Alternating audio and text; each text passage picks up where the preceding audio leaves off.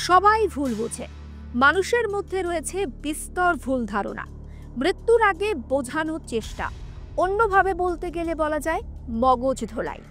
ব্যাখ্যামূলক এই ভিডিওটা করেছিল মৃত্যু 2 মাস আগে। তখন ভিডিওটা সামনে না এলেও মৃত্যুর পর প্রকাশ্যে সেই ভিডিও। সাধারণ বোমা বিস্ফোরণের সঙ্গে আত্মঘাতী বোমার ফারাক কতটা? কেন আত্মঘাতী বোমারু বানানো হয়? আত্মঘাতী বোমারুদের নিয়ে নাকি সমাজের ভ্রান্ত ধারণা রয়েছে? এই ভিডিওতে গোটায় ইংরেজিতে এই জঙ্গি সুইসাইড বম্বিং বা আত্মঘাতী বিস্ফোরণকে সমর্থন করেছে। 10ই নভেম্বর অন্যান্য দিনের মতো হাই অ্যালার্ট জোন, রাজধানীর লালকেল্লার সামনে বিস্ফোরণ। ভয়াবহ বিস্ফোরণের পর যার ছবি প্রথম প্রকাশ্যে আসে সে ওমর নবী। ঘটনার দিনের সিসিটিভি ফুটেজে পার্কিং লটে দেখা যায় তাকে।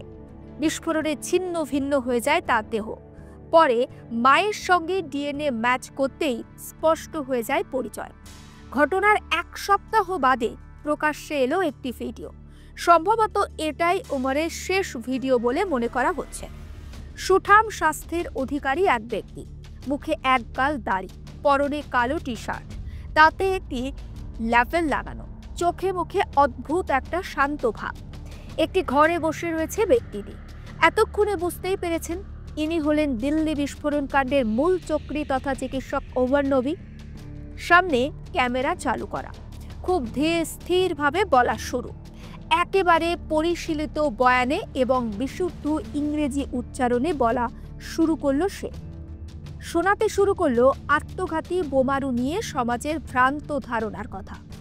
সাধারণ বোমা বিস্ফোরণের সঙ্গে আত্মঘাতী বোমার কতটা ফারাক? কেন আত্মঘাতী বোমারু বানানো হয়?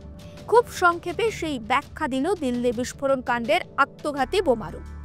অমরকে বলতে শোনা যায়, যাদের আত্মঘাতী বোমারু বলে দাগিয়ে দেওয়া হচ্ছে আসলে তারা আত্মঘাতী বোমারু নন, তারা আসলে ইসলামের একজন শহীদ। হ্যাঁ, ঠিকই শুনছেন, শহীদ। আত্মঘাতী বোমারুদের শহীদ বলে ব্যাখ্যা দিচ্ছে নবী। ঠিক কি বলেছে সে, সেটা শোনাই আপনাদের।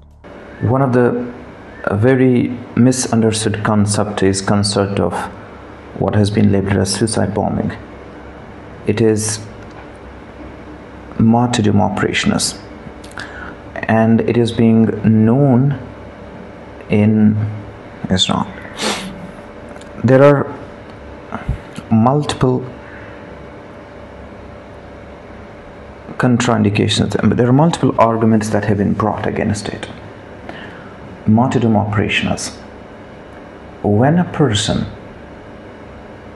presumes that he is going for sure die at a particular place at a particular time, he goes against the presumption that a particular is going to die in a particular situation. It's not, we don't have situation. শুনলেন তো তার কথা। আত্মঘাতী বোমারু সম্পর্কে বিশ্লেষণ করতে গিয়ে martyrdom অপারেশনের কথাও শোনা গেল তার মুখে। সে বলছে আত্মঘাতী হামলার সবচেয়ে বড় সমস্যা হলো যখন কোনো ব্যক্তি এটা মেনে নেন যে তার মৃত্যু একটি নিশ্চিত সময় নিশ্চিত স্থানে হবে, তখন তাকে একটি ভয়ানক মানসিক পরিস্থিতির মধ্য দিয়ে যেতে হয়। তখন তিনি এটাই মেনে চলেন যে মৃত্যুই তার একমাত্র গন্তব্য। একটা বিশেষ লক্ষ্যে বিশেষ পরিস্থিতির মধ্যে তাকে মৃত্যুবরণ করতে হয়, আর তাকে শুধু আত্মঘাতী বোমারু বলেই দাগিয়ে দেওয়ার চেষ্টা হয়। আর এখানেই আত্মঘাতী বোমারু বা হামলা নিয়ে ভুল ধারণা রয়েছে সমাজের।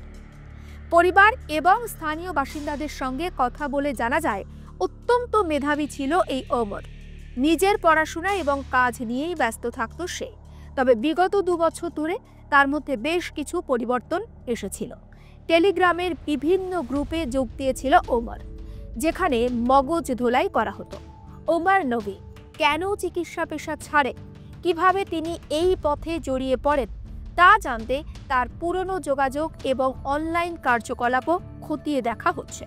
প্রাথমিক তদন্তে উঠে এসেছে তিনি দীর্ঘদিন ধরে বিভিন্ন উগ্রপন্থী প্রচারমূলক কন্টেন্ট দেখতেন এবং গোপনে তা প্রচারও করতেন। যে কোনো নাশকতার কার্যকলাপের পিছনে দীর্ঘদিন ধরে চলে মগজ ধোলাই। এই ভিডিও দেখে বুঝতে অসুবিধা হচ্ছে না যে ওমর মগজ ধোলাই করছে। বোঝানো হয় যে আত্মঘাতী হামলায় মৃত্যু হওয়াটা ভালো। এভাবেই শিক্ষিত যুবক যুবতীদেরও নাশকতার কার্যকলাপে টেনে নিয়ে আসা হয়। দিল্লি বিস্ফোরণের ঘটনার পর 1 সপ্তাহ অতিক্রান্ত হয়েছে। তদন্ত যত এগোচ্ছে ততই বেরিয়ে আসছে বিস্ফোরক সমস্ত তথ্য। বিস্ফোরণ কাণ্ডের তদন্তে এই ভিডিও নতুন মোড় নিয়ে এসেছে নিঃসন্দেহে। তদন্তকারীদের ধারণা, হামলা চালানোর কিছুদিন আগে এই ভিডিও তৈরি করেন ওই চিকিৎসক।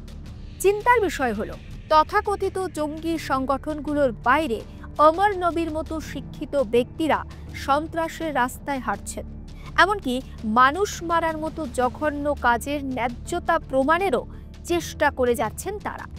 এর ফলে সমাজের কাছে ঠিক কী বার্তা যাচ্ছে? একাধিক প্রশ্ন তো থাকছে। নজর রাখেন আর প্লাস নিউজ ডিজিটালে।